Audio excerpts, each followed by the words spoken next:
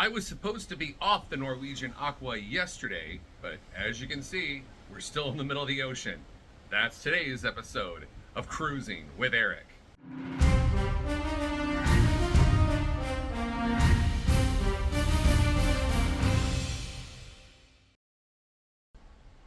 Good morning, cruisers. It's your friend Eric, and here I am on my balcony of my stateroom on the Norwegian Aqua. Today is Saturday, the 5th of April, and we were supposed to be off this ship yesterday, Friday the 4th. So here's what happened. Last Friday, Friday the 28th, we arrived at the terminal in Southampton, England, and handed over our bags to the porters, and we got there really early. We were there at like 9 o'clock in the morning. We went inside, we got in line for security. About 9:30 they started letting people go through security, and then we immediately checked in, got our cruise cards, had our picture taken, sat down, waited, group one, happy. And we waited a little while, and I guess it was probably around 10:30 maybe. I wish I had kept track of exactly what time, but at about 10:30 they made this announcement, oh, well, we're always concerned about your safety. And I'm like, oh no, something's about to happen.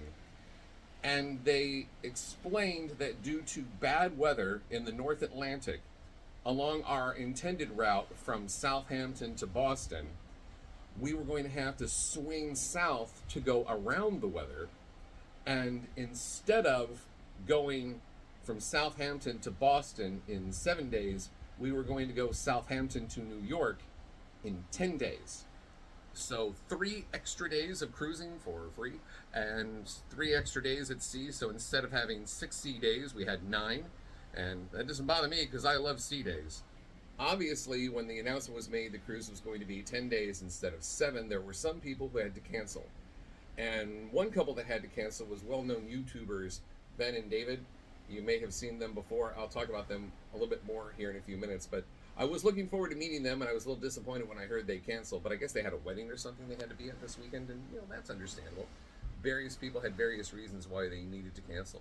But many people, seems like most people, just decided to go with the flow and get a 10-day cruise when they had paid for a 7-day cruise.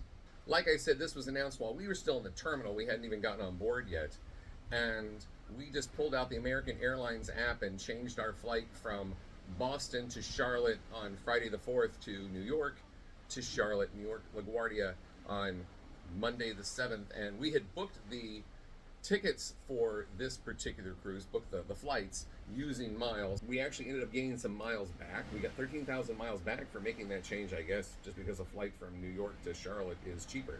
So, hey, that's a bonus. I know there were some people that did have some flight issues. Once we were on board, they did have a room set up with like 3 laptops with Wi-Fi and phones for people who needed help making travel changes for their flights or hotels or whatnot based on going to New York instead of Boston. Now, Ben and David, getting back to them, they reported that there really wasn't much help in the terminal for the people who wanted to cancel. And they also reported that they got there, I'm not sure exactly what time they got to the terminal, but it does seem like they got there after the announcement was made, but they hadn't received any text messages or email yet. I did receive a text message. It was a little while after the announcement was made, and I did receive an email, but again, that was a little while after the announcement was made in the terminal. So when Ben and David arrived at the terminal, they handed over their bags to the bag porters. Then they came inside, then they found out the change to the itinerary, and then they decided they had to cancel. And they report that they had to wait a long time to get their bags back. That was one aspect of this where NCL could have done better. It would have been very easy for NCL to put some low-ranking officer person with only 1 or 1.5 stripes on their shoulder out in front of the terminal with a handful of the letter that we all received explaining the change in itinerary. And as soon as they saw somebody get out of the cab or bus or whatever and approach the terminal, they could have said to these folks, hey, before you turn over your bags to the porters, be aware there's an itinerary change, so make your decision whether or not you want to cancel before you hand over your bags. That would have been very easy for NCL to do, and it would have caused a better experience for the people who did have to cancel. They would have gone through a lot less trouble. So that's one thing where I will wag my finger at NCL and say, yeah, you guys should have done better. But I will say, here we are. We are the first revenue passengers on the Aqua. They did have some high-level YouTubers like Lalita Loca and Emma Cruises and some other people were on board just before we were, and there were some, you know, high-end travel agents, all those kind of people that were on before us. But we are the first actual passengers, and we were supposed to do 7 days. It's been 10, and everything on this cruise has been just terrific. The cruise director currently on the Aqua is Marzena, a Polish woman. I cruised with her before on the Breakaway, and she's terrific.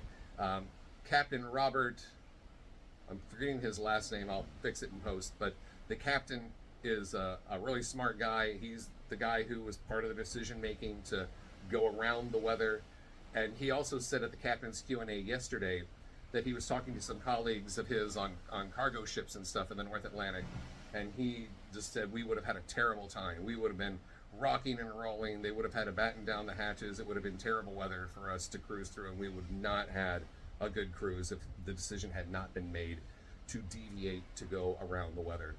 But he's a smart guy. Like I said, I've cruised with him on the Bliss 2 or 3 times.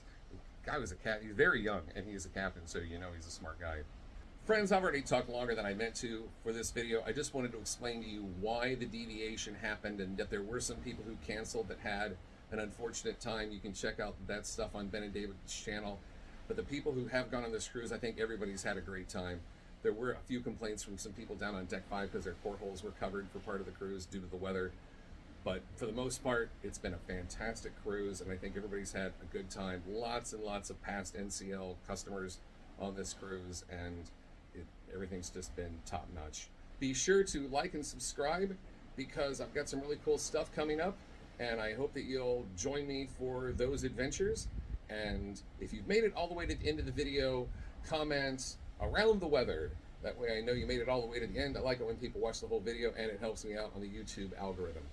Until we meet again, may you avoid the Kraken and have fair winds and following seas. This has been a production of Cruising with Eric. Please like, share, and subscribe.